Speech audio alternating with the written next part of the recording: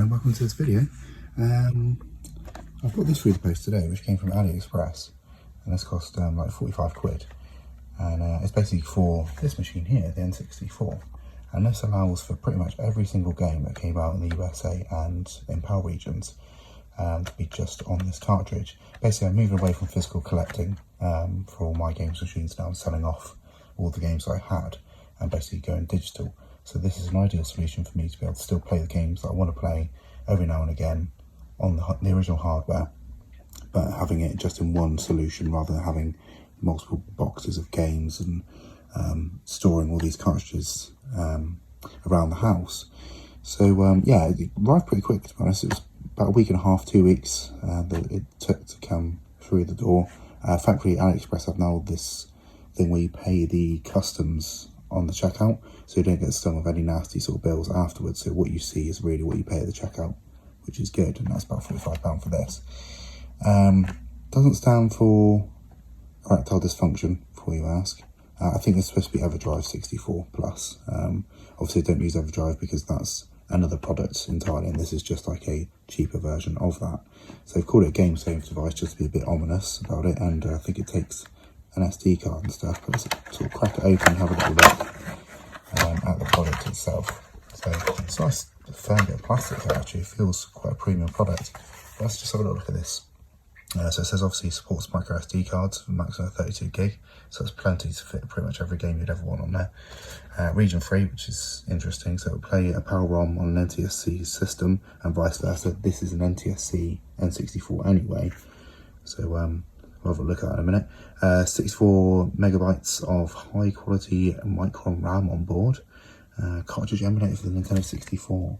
So it basically just tells you, again on the back, what the product is, and it looks like it can save the game data to the cartridge as well, which is pretty cool. It's a nice little touch. But also it's got inside here the instruction booklets as well, to sort of tell you just how to control the cartridge itself, and I think also might give you some handy information, which I probably should read over, but for the sake of the video, what I'm going to do is just, we're going to put the cartridge in a minute. Sort of generic thing with a switch on the top here. Obviously that's NTSC, and that one's PAL there. So we'll keep it on NTSC for a minute, so we'll have a look, because this being an NTSC console, we don't want any compatibility issues on the video. It's roughly shaped like an N64 cartridge, sort of mated with a Mega Drive cartridge as well. It's quite an interesting thing, really. Feels of a reasonable quality.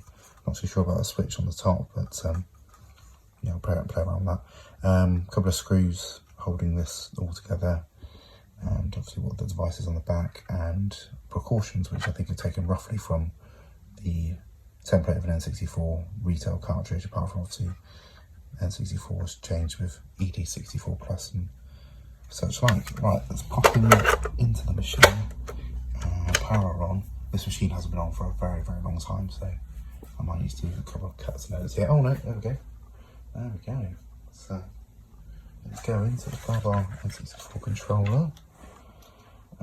So we've got Europe Games PAL, NTSC games. I don't know quite why it's got saves for some reason. Those look like they're saves. Let's just go on to USA games. Wow, yeah, it's absolutely loads. So it's jam-packed with loads and loads. Look at this. Absolutely bloody loads. So that's near enough a full library, to be honest. I mean, give or take a couple. So it's pretty damn impressive. Hopefully all of these work. That'd be absolutely great. So I've got an expansion pack installed on the machine, so I might try an expansion pack game like Perfect Dark or something. Any of the WWF ones on here? They were a personal favourite of mine back in the day. Okay, so you've got No Mercy, WrestleMania 2000 as well. Oh, brilliant.